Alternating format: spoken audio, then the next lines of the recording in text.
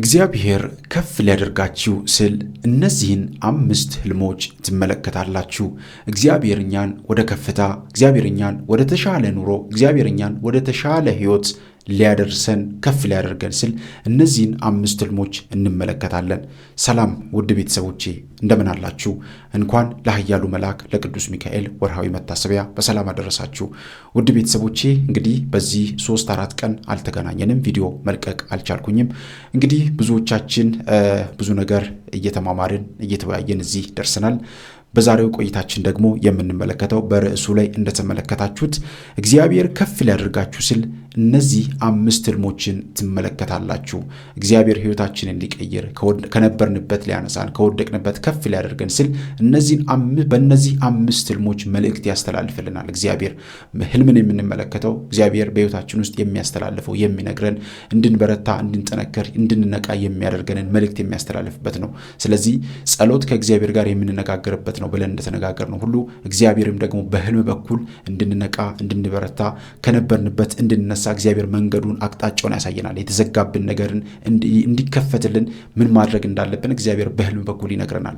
አንዳንዴም በቅዱሳኑ በኩል እያደረገ በተለያየ መንገድ እግዚአብሔር በህልም ይናገረናልና በዛሬው ቆይታችን የምንመለከተው እግዚአብሔር ከፍ ሊያደርጋችሁ ስልና እግዚአብሔር ከፍ ሊያደርገን ስል የሚታዩ ህልሞችን እንደዚሁም ደግሞ ትርጉማቸውን እንመለከታለን። ስለዚህ እነዚህን ህልሞች በጉዟችሁ፣ በመንገዳችሁ፣ በጸሎት፣ በስግደት በዚህ ህይወታችሁ ውስጥ እነዚህን ህልሞች ከተመለከታችሁ በደንብ አድርጋችሁ እግዚአብሔርን በሱባኤ በጸሎት ልትጠይቁ ይገባል፣ ምስጢሩን በደንብ እንድትረዱ። ስለዚህ እኔ የህልሙን ሐሳብ አነሳና ትርጉሙንም ጭምር አስቀምጥላችኋለሁ። ቅዱሳን አባቶቻችን በዚህ በኩል ምን አይነት ሐሳብ ያነሳሉ የሚለውንም እያነሳን እንወያያለን። በቀጥታ ወደ ትምህርቱ እንሄዳለን። በኢትዮጵያ ኦርቶዶክስ ተዋሕዶ ቤተክርስቲያናችን ትምህርት መሰረት ህልም እግዚአብሔር ለሰው ልጆች መልእክት የሚያስተላልፍበት አንዱ መንገድ ነው። በመጽሐፈ ኢዮብ ምዕራፍ 33 ከቁጥር 14-16 እንደተጻፈው ማለት ነውና እግዚአብሔር አንድን ሰው ከመከራ ሊያወጣውና በጸጋው ከፍ ሊያደርገው ሲል በህልሙ አማካኝነት ጥንካሬንና የምስራችን ይሰጠዋል። ስለዚህ ዛሬም ሁላችንም እንዲህ አይነት ነገሮችን እንድንማር፣ እንዲህ አይነት ነገሮችን እንድናውቅ የሚያደርገን እግዚአብሔር አምላካችን በዚህ መንገድ ነውና ስለዚህ የመጀመሪያው ውድ ቤተሰቦቼ ረጅም ተራራን መውጣት ወይም ወደ ላይ የሚያወጣ መሰላል ማየት። አስተውሉ ውድ ቤተሰቦቼ። እንግዲህ እንደነገርኳችሁ ነው እግዚአብሔር ከፍ ሊያደርገን ሲል ከምንመለከታቸው ህልሞች ውስጥ አንደኛው ረጅም ተራራን መውጣት ወይም ወደ ላይ የሚያወጣ መሰላል መመልከት። ታዲያ ይሄ ምንድን ነው? ረጅም ተራራ ምንድን ነው? መውጣቱስ ምንድን ነው? የሚያወጣ መሰላል ማየት ነው። ወደ ላይ የሚያወጣ ወደ ከፍታ የሚያወጣ መሰላል ማየት ምንድን ነው? መሰላል በህልም ማየት ምንድን ነው? ህልም ስንፈታ ብዙዎቻችሁ ተመልክታችኋል ብዬ አስባለሁኝ። ህልም ፍቺ ብዬ ከ1 እስከ 5 ከክፍል 1 ጀምሮ እስከ 5 አቅርብ ያለው እንደ እግዚአብሔር ፍቃድ ሌሎቹንም እንመለከታለን ማለት ነውና እንግዲህ ውድ ቤተሰቦች ረጅም ተራራን መውጣት ወይም ወደ ላይ የሚያወጣ መሰላል መመልከት ይህ ህልም በቤተክርስቲያናችን ታሪክ ውስጥ ትልቅ ቦታ አለው። ለምሳሌ የያዕቆብ መሰላል በሚባል ይታወቃል። ያዕቆብ የተመለከተው አንዱ እንደዛ አይነት ነገር ነበርና ይህንን ቤተክርስቲያናችን በተለያዩ መንገድ ትተረጉማለች። የያዕቆብ መሰላል ተብሎና ተራራው ወይም መሰላሉ መንፈሳዊ እድገትንና ከችግር መውጣትን ያሳያል። አስተውሉ ቤተሰቦቼ። በህልማችሁ ተራራ ስትመለከቱ ፈተና ወይም በተለያየ ነገር ልንተረጉሙ የምንችልባቸው አጋጣሚዎች ይኖራሉ፣ እንደ ህልሙ እይታችን ማለት ነውና ነገር ግን ተራራ ወይም መሰላሉ መንፈሳዊ እድገታችንና ከችግር መውጣታችንን ያሳያል። ለምን? ወደ ላይ እየወጣን መሆኑን ማለት ነው። ወደ ከፍታው እየሄድን መሆኑን ማለት ነው። አንድም ተራራ ላይ ብዙ ጊዜ ቤተክርስቲያናችን ትቀመጣለች። ቤተክርስቲያን ደግሞ የክርስቶስ ምሳሌ ናት አይደል? ቤተክርስቲያን በዛ ትመሰላለችና ብዙ ጊዜ ቤተክርስቲያኖቻችን ሲሰሩ ከፍ ያለ ቦታ ላይ ይደረጋሉ። ቤተክርስቲያናችን በትውፍት በቤተክርስቲያናችን አሰራር ማለት ነውና ስለዚህ ረጅም ተራራን መውጣት ወይም ወደ ላይ የሚያወጣን መሰላል በህልማችሁ ብዙ ጊዜ የምትመለከቱ ከሆነ እግዚአብሔር ከፍ ወዳለ ነገር ወደ ከፍታ እየወሰዳችሁ ነው፣ ወይም ደግሞ መንፈሳዊ እድገታችሁ ምን ያህል እንደሆነ እግዚአብሔር እያሳያችሁ ከችግር እየወጣችሁ እንደሆነ ከችግር የመውጣታችሁ ምሳሌ ሆኖ ሊታይ ይችላልና የነበራችሁበትን ህይወት ማየት የምትሄዱበትን የምትጓዙበትን መንገድ መመልከት በጣም ወሳኝና አስፈላጊ መንገድ ነው። ተራራውን ወጥቶ መጨረስ በትዕግስት ለተጓዝክበት መከራ ድልን ማግኘትንና በእግዚአብሔር ዘንድ የተዘጋጀውን ክብር መቀበልን ያመለክታል። ውድ ቤተሰቦቼ እንግዲህ በዚህ ባለንበት ዘመን ላይ በክርስትና ህይወታችን ላይ በምንጓዛቸው ጉዞዎች ውስጥ በየጊዜው ብዙ አይነት ፈተናዎች ወደ ህይወታችን ይመጣሉ። በክርስትና ህይወት ውስጥ ያለ ሰው ካልተፈተነ ብዙ ጥያቄዎችን መጠየቅ ይገባዋል። ምክንያቱም ፈተና የክርስትና ህይወታችን አንዱ አካል ስለሆነ ማለት ነው። መከራ መስቀሉን መያዝ ያስፈልጋል። መስቀሉ መከራ ስለሆነ ማለት ነው። መከራ ፈተና ያለበት ነው። የክርስቲያን ህይወት ብዙ ጊዜ አልጋ ባልጋ አይደለም። ይህንን ብዙ ጊዜ ደጋግመን ተነጋግረናል። ስለዚህ በህይወታችን ውስጥ የምናደርጋቸው ነገሮች ላይ እነዚህን መከራዎቻችንን በትዕግስት አልፈን የተሻገርንበት ተራራውን ስንወጣ መሰላሉ ላይ እየወጣን የምንመለከት ከሆነ በትዕግስት ፈተናዎቻችንን መከራዎቻችንን እየተሻገርን እንደሆነ ትልቅ ማሳያዎች ናቸው። ስለዚህ እግዚአብሔር እንዲህ አይነት ህልሞችን ሲያሳየን ረጅም ተራራን መውጣት ወይም ወደ ላይ የሚያወጣ መሰላል ላይ ሆነን ራሳችንን ስንመለከት በደንብ አድርገን በተረጋጋ መንፈስ ሆነን እግዚአብሔርን በጸሎት ልንጠይቆ ይገባል። ምን ሊል ፈልጎ ነው? እግዚአብሔር ምን ሊያሳየን ፈልጎ ነው? እግዚአብሔር ምን ሊነግረን ፈልጎ ነው? ስለዚህ በዛን ወቅት ላይ ራሳችንን በደንብ ማስገዛት አስፈላጊ ነው። እግዚአብሔር ሊነግረን ያሰበው ነገር አለ። እግዚአብሔር ሊያሳየን የፈለገው ነገር አለ። እግዚአብሔር ሊያሻግረን፣ እግዚአብሔር ከፍ ሊያደርገን ስለፈለገ የሚያሳየን ብዙ ምስጢሮች ይኖራሉና ይህንን ማሰብ አስፈላጊ ነው። ቅዱሳን አባቶቻችን ቅዱስ ዮሐንስ አባታችን እንዲህ ይለናል። ቅዱስ ዮሐንስ ታላቁ ይላሉ ቤተክርስቲያናችን አጠራርና ወደ ላይ መውጣት ወደ ላይ በወጣህ ቁጥር ትህትና ይጨምር፣ ተራራው ላይ ስትደርስ ግን ከመውደቅ ተጠንቀቅ ይላሉና በጣም የሚገርም ነው። ዛሬ ብዙዎቻችን እግዚአብሔር በህልም በአንድም በሌላም እኛን ለመቀየር፣ እኛን ለማስተማር፣ እኛን ለማበርታት ይነግረናል። እግዚአብሔር ደግሞ የተናገረው ነገር ጠብ አትልም፣ ትተገበራለች በሕይወታችን ላይ። እግዚአብሔር እኛን ከወደቅንበት ከነበርንበት አንስቶ ወደሆነ ቦታ ላይ ከፍ አድርጎን ከነበርንበት ችግር ከነበርንበት መከራ ከፍ አድርገን የሆነ ቦታ ላይ ሲያስቀምጠን፣ ነገር ግን ከዛ ህይወት እንወጣለን፣ እንረሳለን። እግዚአብሔር ያደረገልንን እግዚአብሔር ወደዛ ቦታ ያመጣንን አምላክ እንረሳና በትዕቢት በጉራ በውዳሴ ከንቱ ተጠልፈን ዳግማውንም ወደ መጣንበት የምንመለስ የምንወድቅ ሰዎች እንኖራለን። ስለዚህ እግዚአብሔር አምላካችን እንዳይረሳን፣ እግዚአብሔር አምላካችን እንዳይጥለን በትህትና በትዕግስት ልንመላለስ ይገባል። ወደ ላይ በወጣ ቁጥር ትህትና ይጨምር፣ ተራራው ላይ ስትደርስ ግን ከመውደቅ ተጠንቀቅ ይሉናል አባቶቻችን። በረከታችሁ ይደርብን። ስለዚህ የዚህ ትምህርት ዋናው ዓላማ እግዚአብሔር ከፍ ሊያደርግ ስል ይበልጥ ትሑት እንድትሆን ይፈልጋል። ምክንያቱም ከፍታ ያለ ትሕትና ውድቀቱ የከፋ ነውና ይሉናል። ስለዚህ ትዕቢት የዲያብሎስ ነው። ስለዚህ በዛ አይነት መንገድ ውስጥ የምንሄድ ከሆነ ለመውደቅ በጣም ቅርብ ነን ማለት ነው። ስለዚህ ትህትናን በደንብ መለማመድ፣ ትህትናን በደንብ መያዝ አለብን ወደ ከፍታ በወጣን ቁጥር። ስለዚህ የመጀመሪያው እግዚአብሔር የሚያሳየን ህልም ረጅም ተራራን መውጣት ወይም ወደ ላይ የሚያወጣ መሰላል መመልከት። መሰላል መውጣት እንዳልኳችሁ ተራራው ወይም መሰላሉ መንፈሳዊ እድገትንና ከችግር መውጣትን ያሳያል። ይህንን በደንብ መረዳት አስፈላጊ ነው። ሁለተኛው ደግሞ ውድ ቤተሰቦቼ ነጭና የሚያበራ ልብስ መልበስ ወይም ዘውድ መጫን። ይህ በጣም ደስ የሚል ህልም ነው።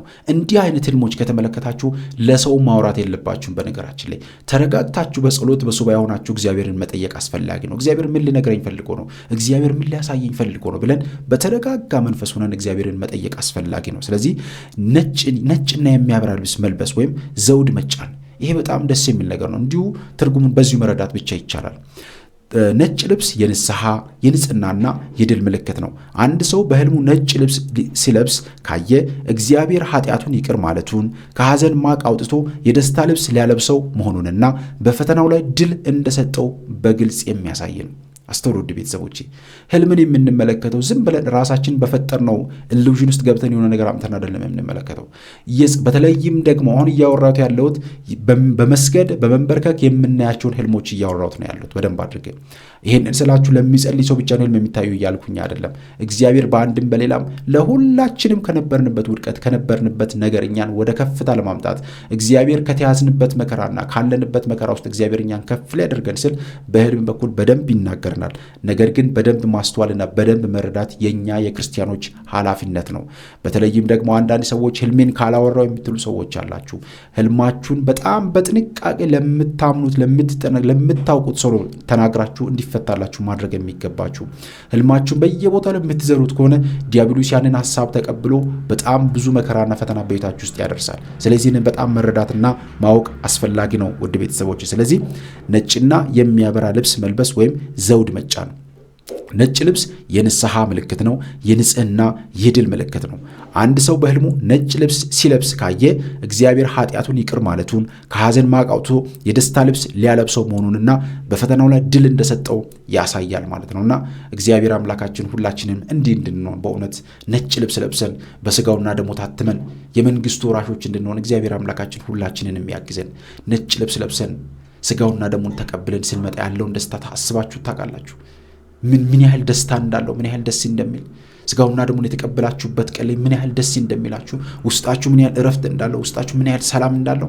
ስለዚህ እግዚአብሔር አምላካችን ለዛ ክብር እኛንም ሁላችንን የሚያብቃን በእውነትና ስለዚህ ነጭና የሚያበራ ልብስ መልበስ ወይም ዘውድ መጫን፣ ዘውድ የአክሊል ነው፣ የክብር ምልክት ነው።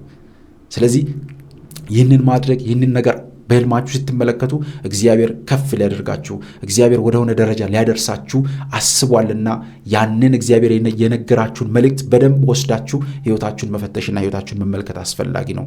እግዚአብሔር በተለያየ መንገድ እንደዛ ነገሮችን የሚያሳየን ዛሬ በዝሙት ዓለም በሴሰኝነት በጭፈራው በዳንክራው ዓለም የሚገኙ ሰዎች ይኖራሉ። እግዚአብሔር አቅጣጫ እያሳያቸውም ሊሆን ይችላል። ውጡ፣ ህይወታችሁ ይሄ ነው እያለ እግዚአብሔር በዚህ መንገድ ያሳየናል። እግዚአብሔር በሰዎችም አድሮ ይነግረናል። እግዚአብሔር በጓደኞቻችን በኩል አድርጎ ይነግረናል። እግዚአብሔር በቅዱሳን መላእክቱ በቅዱስ ሚካኤል በእመቤታችን በወላዲተ አምላክ በኩል አድርጎ ምልክት ይሰጠናል። በቅዱስ ጊዮርጊስ በሰማዕቱ በቅዱስ ጊዮርጊስ በሰማዕታቱ በቅዱሳኑ በሐዋርያቱ በኩል አድርጎ እግዚአብሔር መልእክት ያስተላልፍልናል። ነገር ግን መንቃት አስፈላጊ ነው። በውስጣችን ቸልተኛ ከሆነ በተለይም ደግሞ ዲያብሎስ ደግሞ እንደዚህ አይነት ህልሞችን አይተን ከቅፉ እንዳንወጣ ዘውትር ይታገለናል። ለዚህ ነው በመጽሐፍ ቅዱስ በተደጋጋሚ ዲያብሎስን ተቃወሙ ተብሎ የተነገረን። በጸሎታችን በጉዟችን ላይ ዲያብሎስን መቃወም ደግሞ አንዱ መንገድ ስለሆነ ይህንን በደንብ ማስተዋል ይገባል። ስለዚህ ነጭ ልብስ መልበስና ነጭ ልብስ ለብሶ መታየት፣ ዘውድ መጫን እንደዚህ አይነት ነገሮችን ከተመለከታችሁ እግዚአብሔር ከፍ ሊያደርጋችሁ አስቧል። እግዚአብሔር ከፍ ሊያደርጋችሁ ሲል ከሚያሳያቸው ምልክቶች አንዱ ይሄ ነውና ይህንን በደንብ ማሰብ ያስፈልጋል። ቅዱስ ዮሐንስ አፈወርቅ አባታችን እንዲላል እግዚአብሔር በጸጋው የሰጠን ነጭ ልብስ በኃጢአት እንዳታቆሽው ተጠንቀቅ። አስተውሉ። እግዚአብሔር በጸጋው የሰጠህን ነጭ ልብስ በኃጢአት እንዳታቆሽሽ ተጠንቀቅ። የሰጠህ ክብር ለታይታ ሳይሆን ለቅድስና ነው ይለናል። የዚህ ትምህርት ዋናው ዓላማ ወደ ቤተሰቦቼ ክብር ስመጣለህ ከእግዚአብሔር ጋር ያለህን ግንኙነት ይበልጥ አጥብቆ እንጂ ወደ ዓለማዊ ትዕቢት አትግባ። ይህንን ነው የተናገርኩት። እግዚአብሔር በአንድም በሌላም በተለያየ መንገድ ከነበርንበት መከራ፣ ከነበርንበት ፈተና፣ ከነበርንበት ህይወት ያላቅቀናል። ከወጣን በኋላ ግን ደግሞ ማስተካከሉ ያሉብንን ነገሮች ካላስተካከልና ራሳችንን በየጊዜው እያስተካከልን እያሻሻልን ከነበርንበት ከፍታ ከፍ እያልን ወደ ላይ ማንሄድ ከሆነ ወደ ታች እየወረድን ብቻ ተደጋጋሚ ነገሮች ውስጥ የምንገባ ከሆነ በጣም ከባድ ነው። ወደ ኃጢአት መመልከት አያስፈልግም። ወደፊት ነው መሄድ ያለብን። ልክ የሎጥ ሚስት እንደሆነችው ማለት ነው። የኃጢአትን ከተማ አትመልከቱ ተብሎ ተነግሯቸው ወደ ኋላ መመልከትን መረጠች። ስለዚህ የጨው ሐውልት ሆና ቀርታለች። ዛሬም እኛ በጉዟችን በመንገዳችን ላይ ያለፍናቸውን ኃጢአቶች ያለፍናቸውን ነገሮች እየተመለከትን ስንሄድ እንደዛው ሆነን እየቀረ ነው ዛሬ ብዙ መከራ እየደረሰብን ያለውና ስለዚህ ክብር ሲመጣልህ ከእግዚአብሔር ጋር ያለህን ግንኙነት ይበልጥ አጥብቅ እንጂ ወደ ዓለማዊ ትዕቢት አትግባ። ዛሬ ግን የህይወታችን ሁለት ማንነት ይዟል። ብዙዎቻችን ክብር ሲመጣልን ከፍታ ሲመጣልን እግዚአብሔርን ብዙዎቻችን እንረሳለን። ነገር ግን እግዚአብሔር በጣም በብዙ መንገድ እንደሚፈትነን ደግሞ ባለፈው ያስተላለፍኩት መልእክት ነበረ። ባለፈው ያስተላለፍኩት ትምህርት ነበረ። እግዚአብሔር የሚፈትነን እግዚአብሔር እኛን የሚፈትነን ሰጥቶ እግዚአብሔር ማመስገናችንን ይፈትነናል። ነስቶ ደግሞ ትዕግስታችንን እንደዚህም ሌሎችንም ነገሮች ይፈትነናል። ስለዚህ በደንብ ማስተዋል ይገባል ውድ ቤተሰቦችና በጉዟችን በመንገዳችን ላይ በደንብ መረዳት የሚገቡን ነገሮች አሉ ማለት ነው። ስለዚህ ነጭ የሚያበራ ልብስ መልበስና ወይም ዘውድ መጫን ስትመለከቱ ይህ የንጽህና የንስሐ ምልክት የድል ምልክት መሆኑን በደንብ ማስተዋል ይገባል። ሶስተኛው ጥልቅ ውሃን ወይም ማዕበልን በሰላም መሻገር። አስተውሉ። ጥልቅ ውሃን ወይም ማዕበልን በሰላም መሻገር። ጥልቅ ውሃ ማለት በጣም ጥልቅ ወደ ውስጥ የሰመጠ ውሃን ስትሻገሩ በህልም መመልከት ወይም ማዕበልን በጣም መከራ የበዛበትን ማዕበል በሰላም መሻገርን በህልማችሁ የምትመለከቱ ከሆነ በህልም ላይ ሆናችሁ በህልም እየተመለከታችሁ ማዕበል ውስጥ ሆናችሁ ማዕበሉ በዝቶባችሁ በመርከቡ በሆነ ነገር ሆናችሁ ያንን ነገር ስትሻገሩ መመልከት በጣም ትልቅ ትርጉም አለውና እግዚአብሔር እንግዲህ እንደዚህ አይነት ህልሞችን የሚያሳያችሁ እንዳልኳችሁ በመጀመሪያ መግቢያ ላይ እንደተናገርኳችሁ እግዚአብሔር ከፍ ሊያደርጋችሁ ሲል እነዚህን ወሳኝ ህልሞች ያሳያችኋል። ጥልቅ ውሃን ወይም ማዕበልን በሰላም መሻገር ምን ማለት ነው? ጥልቅ ውሃስ ምንድን ነው? ማዕበልን መሻገር ምንድን ነው? ውሃና ማዕበል በዚህ ዓለም የሚገጥሙን የጭንቀትና የፈተና ምሳሌዎች ናቸው። እነዚህን ተሻግሮ ማዶ መቆም እግዚአብሔር ካለህበት ትልቅ የህይወት ማዕበል ነፃ ሊያወጣ መሆኑንና ወደ እረፍትህ ቦታ ወይም በረከትህ ሊያሸጋግር መሆኑን ያበስራል ማለት ነውና ዛሬ በመተት እስራት የምትሰቃዩ ዛሬ በመከራ ውስጥ የምትገኙ በዓለም ውዥንብር፣ በዓለም ማዕበል፣ በዓለም መከራ፣ በስጋ ሐሳብ፣ በስጋ ፍልስፍና ውስጥ ብዙ አይነት መከራዎች የደረሱብን ያሉት በጓደኞቻችን በተደረጉብን የመተት ስራዎች፣ በቅርብ ሰዎቻችን በተደረጉ የምስጢር መተት መከራችንን እያየን ያለን ማዕበሉን ለመሻገር የተቸገረን ሰዎች እግዚአብሔር ግን ከፍ ሊያደርገን ስለ እግዚአብሔር ሊያሻግረን ስለ እግዚአብሔር አሁን ከተያዛችሁበት ካላችሁበት ቦታ ሊያስወጣችሁ ስል የሚሰጣችሁ አቅጣጫ የሚሰጣችሁ መልእክት ይሄኛው ነው ማለት ነው። ጥልቅ ውሃን ስትሻገሩ ወይም ማዕበልን በሰላም ስትሻገሩ እግዚአብሔር በህልም ያሳያችኋል። ይህንን ስትመለከቱ ግን ከነበራችሁበት የጸሎት ከነበራችሁበት የስግደት ከነበራችሁበት የመንፈሳዊ ህይወት ወጥታችሁ በደንብ መጓዝ እንዳለባችሁ ትልቅ መልእክት ነው። በእያንዳንዱ ህልም ላይ እግዚአብሔርን በሱባኤ በጸሎት ደጋግሞ መጠየቅ አስፈላጊ ነው ብዬ የምናገረው ለዚህ ነው። ስለዚህ እግዚአብሔር ወደ እረፍት ቦታ ወደ እረፍታችን ቦታ የሚያሻግረን እነዚህን ህልሞች በማሳየት ነው። በረከታችንን የምናገኝበት የተዘጋብን በረከት ተከፍቶ የምናገኝበት መንገድ አንዱ በእነዚህ ህልሞች በኩል ነውና ጥልቅ ውሃን ወይም ማዕበልን በሰላም መሻገርን ስትመለከቱ በዚህ አይነት መንገድ መረዳት አለባችሁ ማለት ነውና እስቲ ውድ ቤተሰቦች ሁላችሁም ህልሞቻችሁን በኮሜንት ላይ ጻፉ። ያላችሁን ህልሞች ያያችኋቸውን ጻፉ። እንደ እግዚአብሔር ፈቃድ ባለኝ ሰዓትና ጊዜ ልመልስላችሁ ልጽፍላችሁ ኮሜንቶቹ ላይ ልመልስላችሁ እችላለሁና ሁላችሁም አጫጭር እያደረጋችሁ ህልሞቻችሁን ግልጽ በሆነ አማርኛ ወይም እንድረዳው አድርጋችሁ ጻፉልኝ ማለት ነው። በእንግሊዝኛም ጻፉ፣ በምትችሉት ቋንቋ መጻፍ ትችላላችሁ፣ ምንም ችግር የለውም መተርጎም ስለሚቻል ማለት ነውና እንደዛ አድርጉልኝ። ስለዚህ ጥልቅ ውሃን ወይም ማዕበልን በሰላም መሻገር ማለት እግዚአብሔር ወደ እረፍት ቦታችን ሊያደርሰን እግዚአብሔር ወደ በረከታችን ሊያሸጋግረን መሆኑን የሚያበስር የድል ብስራት ነው ማለት ነውና ቅዱስ እንጦንስ አባታችን እንዲህ ይላል፣ ያለ ፈተና ማንም ሊድን አይችልም። ማዕበሉን ስትሻገር ግን የተሻገርከው በጉልበት ሳይሆን በባህር ላይ በሄደው በጌታችን በመድኃኒታችን በኢየሱስ ክርስቶስ መሆኑን ረድኤት መሆኑን መዘንጋት የለብህም ይሉናል አባቶቻችን። በረከታቸው ይደረብን በእውነት። ለዚህ ነው ደጋግሜ የምናገረው ይህንን ነው። እግዚአብሔር አስተውሉ፣ የነበረብንን መከራ የነበረብንን ፈተና እግዚአብሔር አርቆልን ከፈተናው በኋላ ግን እግዚአብሔርን የምንረሳ ከሆነ በጣም ብዙ ከባድ ነገሮች ናቸው ወደ ቤታችን የሚመጡት ማለት ነው። ስለዚህ በጣም መጠንቀቅ አስፈላጊ ነው። ዛሬ ብዙ ሰዎች መናፍስት እንዲወጣላቸው መናፍስት እንዲሸኝላቸው በጣም ይፈልጋሉ። ግን መናፍስት ከተሸኘላቸው በኋላ የነበረው መንፈስ ከውስጣቸው ከታሰረ በኋላ ወደ ራሳቸው ሲመለሱ በጣም ብዙ ሰዎች ከመንፈሳዊት ይርቃሉ። በጣም ብዙ ሰዎችን ስላየሁት ነው የምናገረው። በጣም ብዙ ሰዎች በቃ መንፈሱ ከተለየላቸው መንፈሱ ከተሸኘላቸው በኋላ ውስጣቸው ሰላም ሲሆን ውስጣቸው ደስተኛ ሲሆን ይተዋሉ ቤተክርስቲያን መምጣት። ምን ማለት ለምን አይገርምም? ሰው በጣም ነው የሚገርመኝ። ይሄን ያህል በዚህ ሰዓት ነው መንቃት ያለብን እንጂ ተመልሰን ወደ ሌላ ህይወት ውስጥ መግባት ምን ማለት ነው? ብዙ ሰዎች ይረሱታል ይህንን ጉዳይ ይረሱታል። ተመልሰው ወደማይሆን ቅርቃሮች ደግሞ ይገባሉና በእውነት እግዚአብሔር አምላካችን ሁላችንን ይርዳን።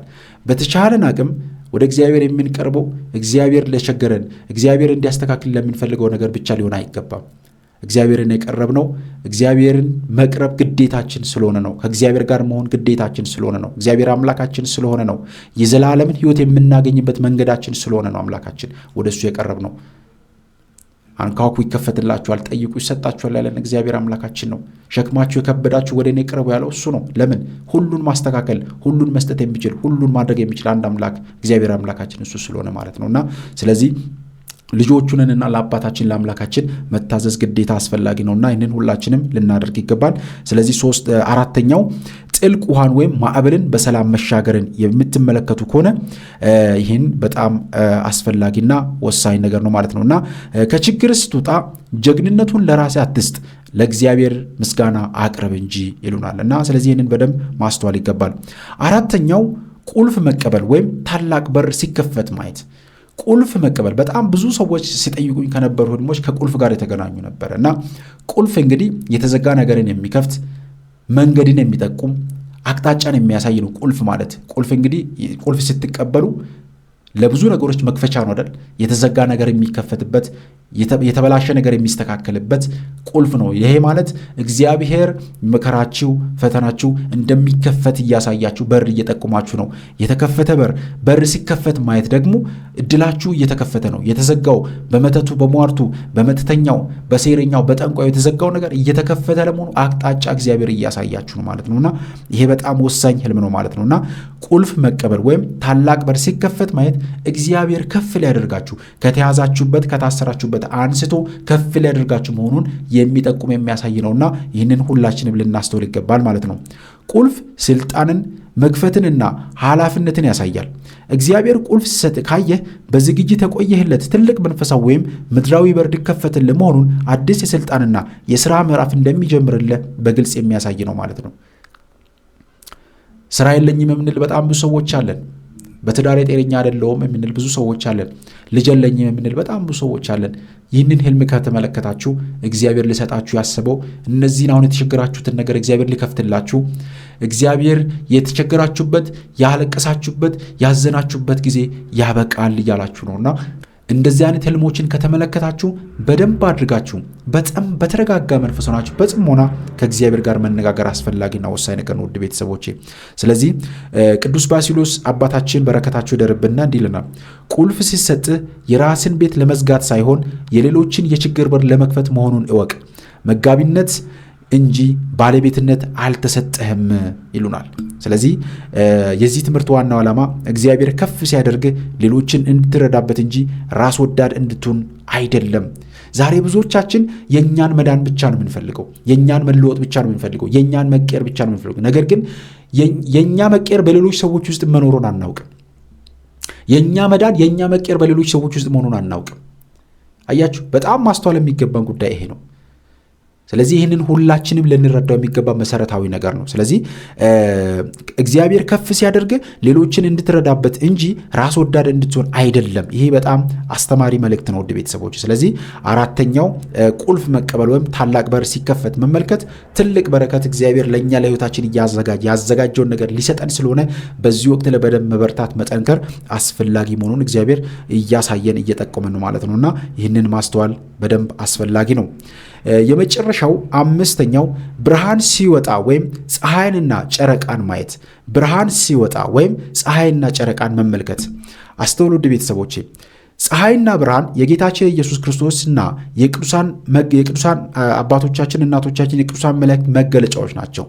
በህልም ጨለማው ተገፎ ብርሃን ሲወጣ ካየ የጨለማው ወይም የመከራው ዘመን አብቅቶ የጸጋና የብርሃን ዘመን መጀመሩን እግዚአብሔርን ፊቱን ወደ አንተ ማዞሩን በደንብ የሚያሳይ ነው ማለት ነው። አስተውሉ ውድ ቤተሰቦቼ፣ ለዚህ ነው ህልም ስትመለከቱ በደንብ አድርጋችሁ መጸለይ፣ መስገድ፣ መንበርከክ የሚያስፈልገው ማለት ነው። ስለዚህ በህልማችሁ ጉዳይ ላይ በደንብ መጠንቀቅ የሚገባችሁ እዚህ ጋር ነው ማለት ነውና እነዚህ አይነት ነገሮች በጣም ወሳኝና አስፈላጊ ነገሮች ናቸው ውድ ኦርቶዶክሳውያን። ስለዚህ ብርሃን ሲወጣ ወይም ፀሐይንና ጨረቃን ስትመለከቱ በህልማችሁ ይሄ በጣም አስፈላጊና ወሳኝ ነገር ነው። እግዚአብሔር ለህይወታችን፣ ለመንገዳችን፣ ለኑሯችን እያሳየን ያለው ነገር አለ። ከፍ እንድንል እግዚአብሔር ከፍ ሊያደርገን ሲፈልግ በእነዚህ አይነት መንገዶች ያስተምረናል። በእነዚህ አይነት መንገዶች ምልክት ይሰጠናል። ስለዚህ ምልክቱን ተቀብለን መስራት ያለብንን ማድረግ ደግሞ የኛ የክርስቲያኖች ግዴታ ነው ማለት ነውና ስለዚህ ፀሐይና ብርሃን የጌታችን የኢየሱስ ክርስቶስና የቅዱሳን መላእክት የቅዱሳን አባቶቻችን መገለጫዎች ናቸው። ስለዚህ በህልማችን ጨለማው ተገፎ ብርሃን ሲወጣ ካየ የጨለማው የመከራው ዘመን አብቅቶ የጸጋና የብርሃን ዘመን መጀመሩን እግዚአብሔርም ፊቱን ወደ አንተ ወደኛ ማዞሩን በግልጽ የሚያሳይ ነው ማለት ነውና እንደዚህ አይነት ህልሞችን ስትመለከቱ በደንብ ማስተዋል ይገባል ማለት ነውና ቅዱስ ይስሐቅ ሶርያዊ አባታችን እንዲህ ይለናል፣ በልብ ውስጥ የትሕትና ብርሃን ሳይበራ ውጫውን ብርሃን አትመኝ። እውነተኛ ከፍታ በልብ ውስጥ የሚበራው የእግዚአብሔር ፍቅር ነው። ይህ ምን ማለት መሰላችሁ? ከፍታ ከውስጥ ወደ ውጪ የሚፈስ ሲሆን ውስጣዊ ሰላም ከሌለ ውጫዊ ብርሃን ፋይዳ የለውም ይሉናል። ብዙ ሰዎች ግን ዛሬ ውስጣቸው እየነደደ ላያቸው ላይ ብቻ ይሰራሉ። አስተውሉ ውድ ቤተሰቦች፣ እዚህ ጋር አባቶቻችን ምንድን ነው ያሉት? ከፍታ ከውስጥ ወደ ውጭ የሚፈስ ይሁን። አያችሁ፣ ውስጣችን ሰላም ሊኖረው ይገባል። ውስጣችን ደስተኛ ሊሆን ይገባል።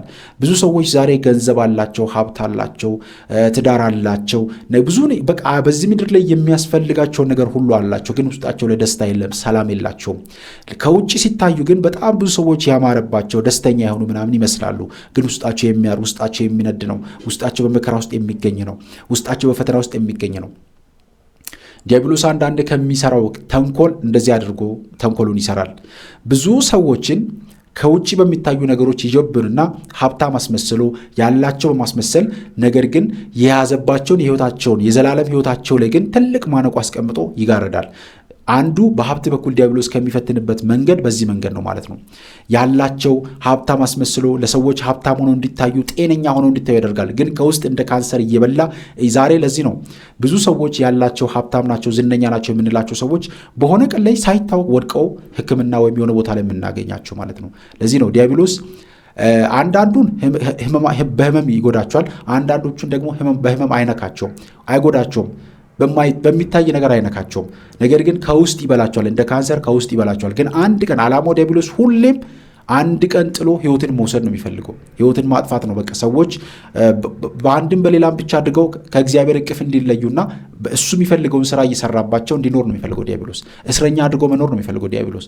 ለዚህ ነው እግዚአብሔር በአንድም በሌላም በህልምም በማንኛውም መንገድ እያደረገን ከዲያብሎስ እስራት ውጡ፣ ያላችሁበት የጨለማ ህይወት ነው፣ ያላችሁበት የመከራ ህይወት ነው። ስለዚህ ይህንን መንገድ ተከተሉ፣ ይህንን መንገድ ተመልከቱ እያለን እግዚአብሔር ያሳየናል። እና ስለዚህ ከፍታው ከውስጥ ወደ ውጭ የሚፈስ ይሁን። ውስጣዊ ሰላም ከሌለ ውጫዊ ብርሃን ፋይዳ የለውም። ስለዚህ እኛም ብርሃናችን በህይወታችን እንዲገለጽ እግዚአብሔርን ማየት እንድንችል ከውስጥ ወደ ውጪ ሰላም ልናሳይ ይገባል። ከውስጥ ወደ ውጪ የሚገለጽ ሊሆን ይገባል። ስለዚህ ይህንን በደንብ ማስተዋል ይገባል። ውድ ቤተሰቦቼ አንዳንድ ኦርቶዶክሳውያን አለን፣ ለምሳሌ በአለባበስ ክርስቲያን የምንመስል ሰዎች አለን። ነገር ግን አለባበሱ ብቻውን ምንም ጥቅም የለውም። ውስጣችን ሰላም ሊሆን ይገባል። ውስጣችን ትክክል ሊሆን ይገባል። ውስጣችን መልካም ሊሆን ይገባል። ከውጭ ኦርቶዶክሳዊ መስለን ብንለብስ ውስጣችን ግን መርዝ ከሆነ፣ ውስጣችን እሳት ከሆነ ከባድ ነው። ይህ ደግሞ የዲያብሎስ አንዱ ሴራና ዓላማ ነው። ሰዎች ክርስቲያን የሚመስሉ ግን ውስጣቸው ላይ ክፋት ስላለባቸው ክርስቲያንን መስለው መጥፎ ነገር እንዲተገብሩና እንዲሰሩ የሚያደርገው ዲያብሎስ ነው ማለት ነው። እና እንደዚህ አይነት የዲያብሎስን ሴራ መለየት ማወቅ በጣም አስፈላጊ ነው ወደ ኦርቶዶክሳውያን። ስለዚህ አምስተኛው ብርሃን ሲወጣ ወይም ፀሐይንና ጨረቃን ማየት፣ እነዚህ በጣም አስፈላጊና ወሳኝ ነገሮች ናቸውና የመከራው ዘመን አብቅቶ የጸጋና የብርሃን ዘመን መጀመሩን እግዚአብሔር ፊቱን ወደ አንተ ወደ አንቺ ወደ እኛ እግዚአብሔር ፊቱን ማዞሩን የሚያሳይ የሚገልጽ ነውና ይህንን በደንብ ማስተዋል ይገባል።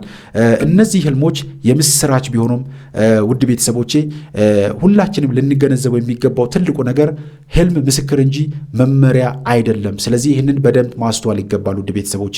ስለዚህ እግዚአብሔር በህልም ያሳየህን ክብር በተግባር የሚሰጥህ በጸሎት በንጽህናና በሱባኤ በስጋውና ደግሞ መታተም ስንችል በስራ ደግሞ መትጋት ስንችል ነውና ይህንን በደንብ ማስተዋል አስፈላጊ ነውና በመጨረሻም የሚነግራችሁ ህልማችሁን ለሁሉም ሰዎች አታውሩ፣ ይልቁንም በልብህ ይዘህ እግዚአብሔርን አመስግን፣ እግዚአብሔርን ጠይቅ።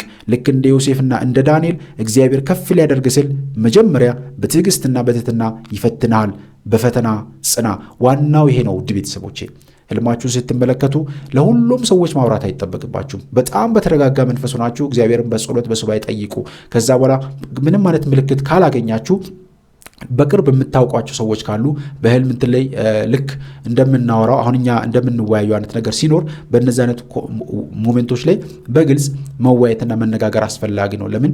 ምክንያቱም ብዙዎቻችሁ እንግዲህ እንደምንተዋወቀው ሁላችንም የምንተዋወቅበት የራሳችን መንገድ አለ። በተለይም በዚህ ባለንበት አገልግሎት እና በደንብ በጥንቃቄ መጓዝ አስፈላጊ ነውና እግዚአብሔር አምላካችን ከሁላችን ጋር ይሁን። እንግዲህ እነዚህ አምስቱ ነገሮች እግዚአብሔር ከፍ ሊያደርገን ስል፣ እግዚአብሔር ከወደቅንበት ሊያነሳን ስል፣ እግዚአብሔር በጸጋ ሊሰጠን ስል፣ እግዚአብሔር ከመከራዎቻችን ሊያሸጋግረን ስል እነዚህን አምስት ህልሞች እግዚአብሔር ያሳየናል። ህልሞቹን አይተን ደግሞ በተግባር የምንኖር በስራ የምንገለጽ በንጽህና በጸሎት በሱባኤ እየበረታን እግዚአብሔር ከፍ ወዳለው ነገር እንዲያሸጋግረን በረከቱን እንድናገኝ ከእግዚአብሔር ካቀረበልን ማዕድ እንድንቋደስ እግዚአብሔር ሁላችንን ያግዘን። ያስተማረን የመከረን የአባቶቻችን አምላክ እግዚአብሔር አምላካችን በእውነት ስሙ የተመሰገነ የተወደሰ ይሁን። እንግዲህ በእነዚህ 2-3 ቀናት አልተገናኘንም። እግዚአብሔር ቢፈቅድ ደግሞ ከዚህ በኋላ ባሉን ጊዜያቶች በደንብ ብዙ ነገሮችን እንማማራለን። ጥያቄ፣ ሐሳብ፣ አስተያየት ካላችሁ ሁላችሁም መጻፋችሁን እንዳትረሱ። እግዚአብሔር አምላካችን ከሁላችን ጋር ይሁን። ይቆየን። አሜን።